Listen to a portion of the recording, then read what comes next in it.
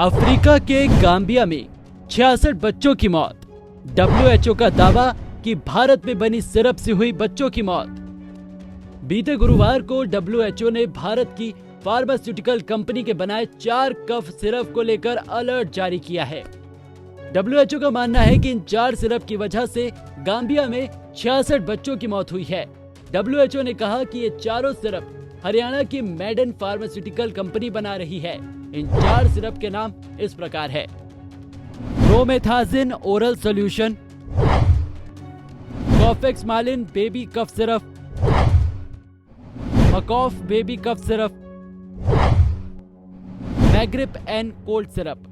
WHO ने भारत के बने 4 कफ सिरप के इस्तेमाल को लेकर कहा कि ये प्रोडक्ट सुरक्षित नहीं है, खासतौर से बच्चों में इनके इस्तेमाल से गंभीर समस्या या फिर मौत का खतरा है। गाम्बिया में 66 बच्चों की मौत गुर्दों की हालत बेहद खराब हो जाने की वजह से हुई है। बहुत मुमकिन है कि इन सिरप के इस्तेमाल के चलते ही बच्चों की मौत हुई हो। ये प्रोडक्ट अभी सिर्फ गाम्बिया में पाए गए हैं। कफ सिरप में डाई इथिलीन ग्लाइकोल और इथिलीन ग्लाइकोल की इतनी मात्रा है कि इंसान के लिए जानलेवा हो सकता है। दरअसल इन कंपाउंड की वजह से भारत में भी बच्चों समेत 33 लोगों की जान जा चुकी है, लेकिन अब तक इन कंपाउंड पर बैन नहीं लगाया गया है। WHO ने मेडिकल प्रोडक्ट अलर्ट जारी किया है। ये न केवल गाम्बिया जैसे देशों में बल्कि भारत के लिए भी बेहद गंभीर है। मामला बच्चों से जुड़ा है तो अलर्ट के मायने और व्यापक हो जाते हैं। WHO के अलर्ट के बाद कई सवाल उठ रहे हैं।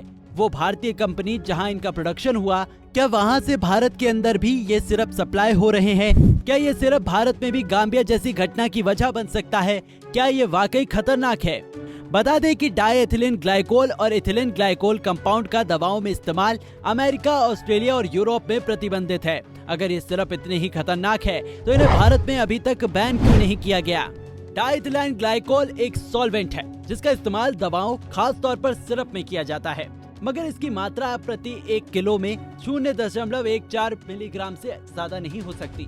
बच्चों के सिरप में सॉल्वेंट के तौर पर मुख्यतः प्रोपिलीन ग्लाइकोल का इस्तेमाल किया जाता है, मगर इसके मुकाबले डाई इथिलीन ग्लाइकोल सस्ता पड़ता है। इसी वजह से फार्मा कंपनियां इसका इस्तेमाल करती हैं। बता दें कि दवाओं के अलावा ये chemical compound automotive industry, agrochemicals और पेंट्स में भी इस्तेमाल होता है। कई खाद्य पदार्थों में भी स्वाद बढ़ाने के लिए इसका इस्तेमाल किया जाता है। मंत्रालय के सूत्रों ने कहा है कि WHO ने अभी तक मौत से जुड़े मामलों की विस्तृत जानकारी मुहैया नहीं करवाई है और न ही उन्होंने अभी तक प्रोडक्ट्स के निर्माता की पुष्टि करने वाले लेबल की जानकारी और फोटो शेयर की है। अभी तक WHO ने ये जानकारी भी नहीं दी है कि ये मौतें कब हुई। भारत सरकार ने गाम्बिया में हुई मौतों के बाद अपनी जांच शुरू कर दी है। DCGI और राज्य सरकार के अधिकारी इसमें जुटे हुए हैं। WHO ने अन्य देशों की स्वास्थ्य और मेडिकल संस्थाओं से कहा है कि अगर वहां भी ऐसे प्रोडक्ट की पहचान होती है तो तुरंत सूचना दें।